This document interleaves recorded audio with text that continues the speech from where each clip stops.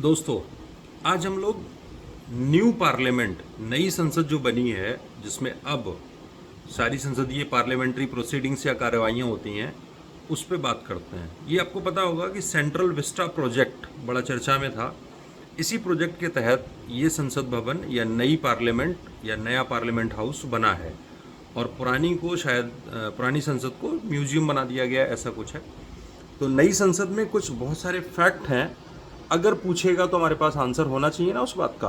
तो कुछ कुछ फैक्ट हैं, मैं पढ़ रहा हूँ और आप उसको मेमोराइज करने की कोशिश करना। वैसे तो ये होता है ना कि अगर सुना होता है तो फैक्ट सही होने के चांसेस हो जाते हैं। जो MCQ टाइप क्वेश्चन होते हैं ना, उसमें सही होने के चांसेस ज़्यादा हो जाते हैं। तो मैं पढ़ रहा हूँ, आप नोट करते रहना या वीडियो को 2-3 बार सुन लेना, तो वैसे भी चलते फिरते सुनते रहोगे तो याद हो जाएगा। जैसे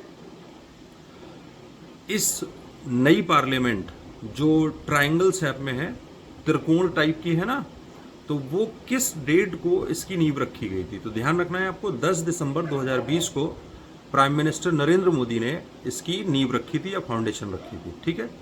और जो ये नई पार्लियामेंट है, इसका इनॉग्रेशन यानी कि 10 दिसंबर 2020 को इस पार्लियामेंट हाउस को फाउंडेशन लेइंग सेरेमनी हुआ, नींव रखी गई। और 10 दिसंबर बड़ा इंपॉर्टेंट है, ध्यान रखना।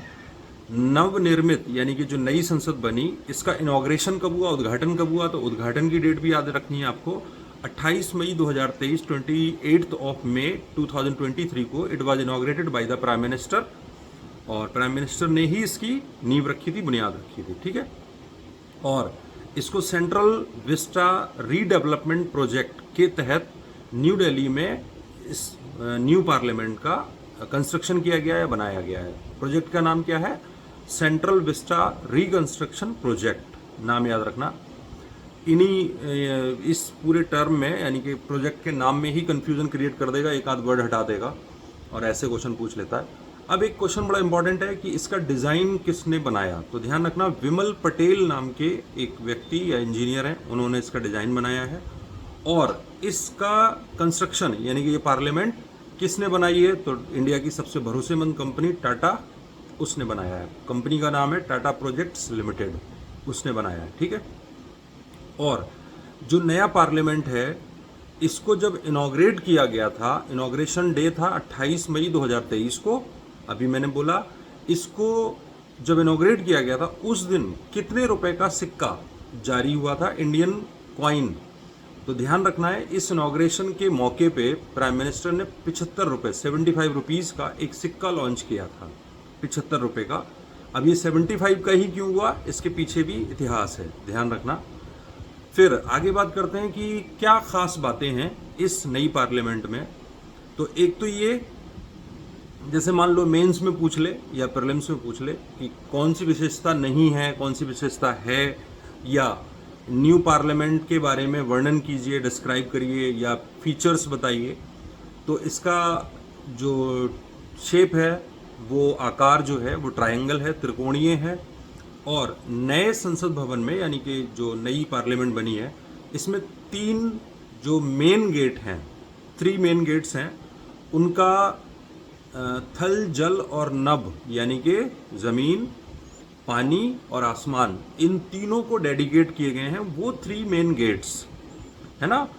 मतलब कुछ यूनिवर्सल टाइप हमने उसको इमेजिन किया है, कल्पना की है। और इन तीनों मेन गेट्स के नाम भी रखे हुए हैं, जैसे थल या जो जमीन को डेडिकेट है गेट, मेन गेट, उसको कहा गया कर्म द्वार। और जो जल या पानी को डेडिकेट है मेन गेट, उसको ज्ञान द्वार। और जो आसमान, नभ को डेडिकेट है, उसको शक्ति द्वार कहा गया है, ठीक है। तो मैं एक बार सीक्वेंस में बोल रहा हूँ, आप ध्यान से सुनना। थल, जल, नभ यानी कि इन तीनों मेन गेट्स को सीक्वेंस में कर्म द्वार, ज्ञान द्वार और शक्ति द्वार नाम दिए गए हैं, 3 मेन गेट को, ठीक है। आगे बात करते हैं।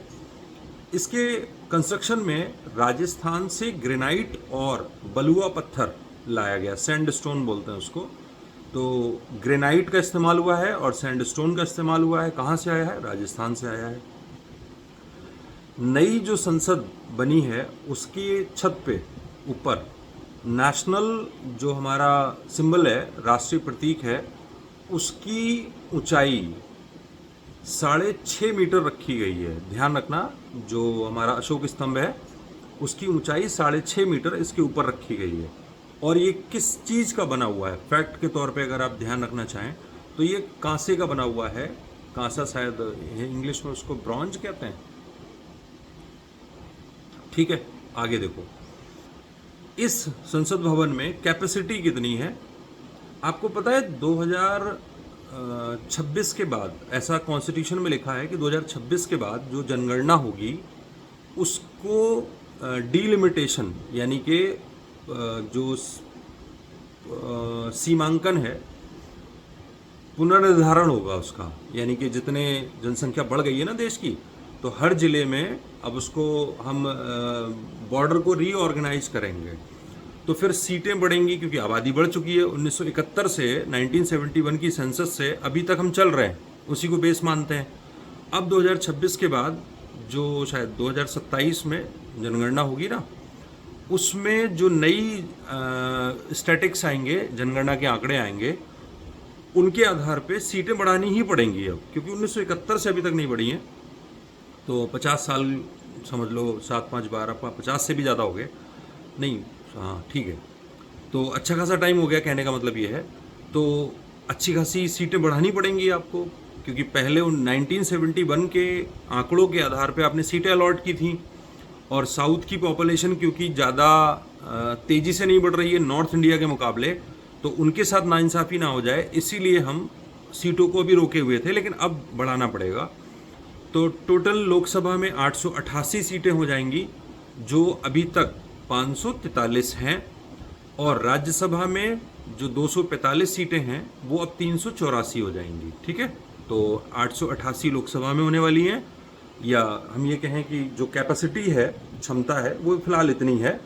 सीटों की संख्या कितनी बढ़ाएगी वो सरकार डिसाइड करेगी कि इतनी ही बढ़ाएगी या इससे कम रखेगी। ठीक है, तो लोकसभा में 888 बढ़नी है और राज्यसभा मतलब 888 होनी है, और 384 राज्यसभा के लिए बैठने की जगह वहाँ की गई है। फिलहाल तो ये बैठने की जगह सीटिंग प्लान है, बाकी देखते हैं कितनी संख्या बढ़ेगी। और नई पार्लियामेंट में जो एक सिंबल है नंदी, जो शंकर जी का शायद जो उनके साथ रहने वाला जानवर है ना, उसको बैल कहेंगे या जो भी है, मतलब वैसे बोलचाल की भाषा में, तो लेकिन उसको धार्मिक रूप से नंदी कहा जाता है। ठीक है, तो नंदी के साथ, यानी कि वो एक मूर्ति टाइप होगी नंदी की, उसके साथ एक सेंगोल, सैक्रेड सेंगोल को भी प्रधानमंत्री ने वहाँ पे एस्टैब्लिश करवाया है या वहाँ लगवाया गया है। सेंगोल होता क्या है, इस पे थोड़ी सी चर्चा कर लेते हैं। जैसे हिंदी में हम उसको राजदंड, जैसे राजा बैठता था ना, तो एक डंडा टाइप लेके बैठता था, वो सिंबल होता था कि पावर किसके हाथ में है। तो उसी पावर को ट्रांसफ़र किया जाता था जब अगला कोई राजा आता था या वारिस आता था, तो वो डंडा टाइप, जिसको संगोल कहते थे, वो साउथ इंडिया का वर्ड है संगोल, और हमारी तरफ उसको राजदंड कहते हैं। ठीक है, जैसे बहुत सारे राजा तलवार लेके बैठते थे, बहुत सारे लोग वो डंडा टाइप लेके बैठते थे, तो संगोल को हिंदी में राजदंड कहते हैं वैसे। इसका जो सिग्निफिकेंस है, क्यों ऐसा किया गया कि हमने वो संगोल नई पार्लियामेंट में रखवाया है, असल में जो चोला डायनेस्टी, चोल राजवंश हुआ करता था ना, उसमें ये परंपरा रही थी कि एक राजा जब गद्दी छोड़ता था तो दूसरे राजा या वारिस को वो सिंबल देता था संगोल नाम का, कि भाई लो अब सत्ता तुम्हारे हाथ है ना, तुम्हारे हाथ में, कर चले फिदा हम वतन साथियों, कुछ ऐसा ऐसा, लो संभालो अब इसे। तो संगोल सत्ता हस्तांतरण यानी कि हुकूमत ट्रांसफ़र का एक सिंबल रहा है, जो तमिल कल्चर, तमिल संस्कृति की शान मानी जाती है। तो इसके ज़रिए हमने तमिल संस्कृति को एक इमेज दी है, एक अहमियत दी है।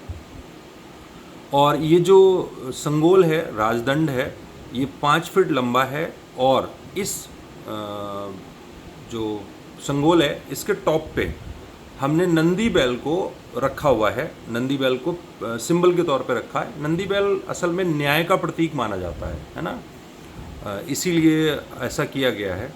और आगे बात करें तो लोकसभा का जो अंदरूनी हिस्सा है, यानी कि जहाँ लोग बैठेंगे या बैठ रहे हैं, वो नेशनल जो बर्ड है, हमारी राष्ट्रीय पक्षी मोर है ना, तो मोर के पंख जैसे होते हैं फैले हुए, तो उसी तरीके से उसकी सीटिंग प्लान है।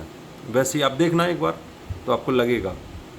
और जो राज्यसभा की सीटिंग प्लान है, यानी कि इंटरनल जो लुक आएगा वो कमल के फूल की तरह है, ठीक है। तो ध्यान रखना, लोकसभा का इंटरनल पार्ट यानी कि जहाँ लोग बैठते हैं वो मोर की तरह है, पीकॉक की तरह है, और जो राज्यसभा का इंटरनल पार्ट है वो कमल के फूल की तरह है, ठीक है। और मज़े की बात यह है कि इसमें, इस नई पार्लियामेंट में नेशनल ट्री, राष्ट्रीय वृक्ष जो बरगद है हमारा, बनियान इंग्लिश में शायद उसको बोलते हैं, तो उस बरगद को भी रखा गया है। मतलब लगभग सभी चीज़ आप नेशनल सिंबल वाली ले आए हैं, है ना, उस पार्लियामेंट में सजाया गया है, ठीक है। इसको वीडियो को 2-3 बार सुनना, फैक्ट आपकी ज़बान पे रटे होने चाहिए, ठीक है, ध्यान रखना। चलो, हैव अ गुड डे।